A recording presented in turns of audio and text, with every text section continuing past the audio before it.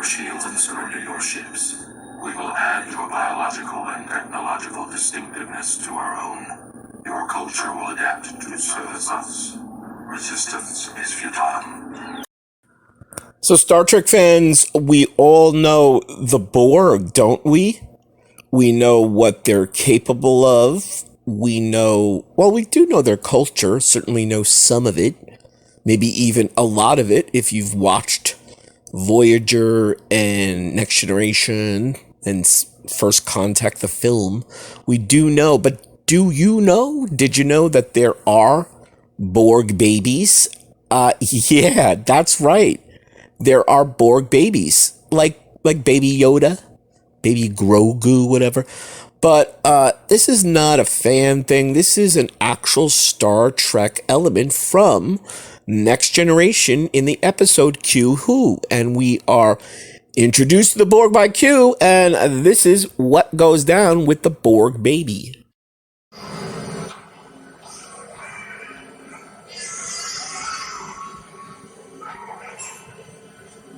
Captain, this is incredible. We've entered what appears to be the Borg nursery.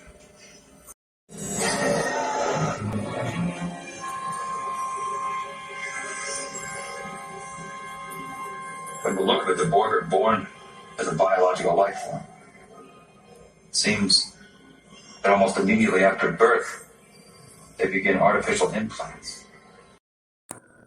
So while the Borg are known for their assimilation tactics, their recruitment, their forced recruitment, they don't. It appears they don't reproduce. They're not getting randy down and dirty to produce more humanoids or life forms to service the Borg Collective and the Queen.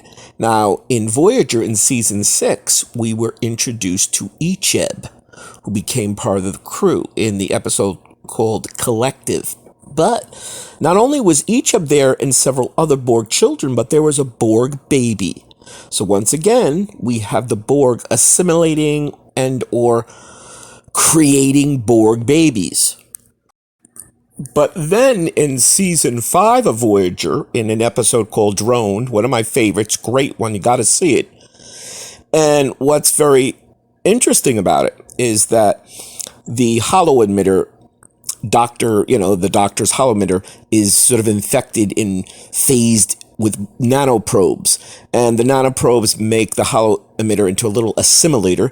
It assimilates this Ensign Mulcahy, a Voyager crew member, and then it creates a maturation chamber, like a nursery, a Borg nursery, and starts to grow sort of a clone of Mulcahy, and out pops a Borg drone that they call One. So now, since it is sort of a collision of technologies with the nanoprobes and Doc's hollow emitter, but there we have an occurrence, an incident where the Borg grow babies in maturation chambers, and Janeway is looking at it and saying, what's going on, and we're not sure. So we're led to believe that the Borg, they assimilate babies or, individuals, life forms, and then they either clone or grow or whatever, life forms in these maturation chambers to accelerate their growth. I mean, even Earthlings, even human beings, can now clone many organisms. So a advanced race like the Borg seems like child's play, right? So there you go. Borg babies, they do exist, sort of like Muppet babies, but a little bit more dangerous. Hope you're enjoying. Hope you're subscribing. See you soon.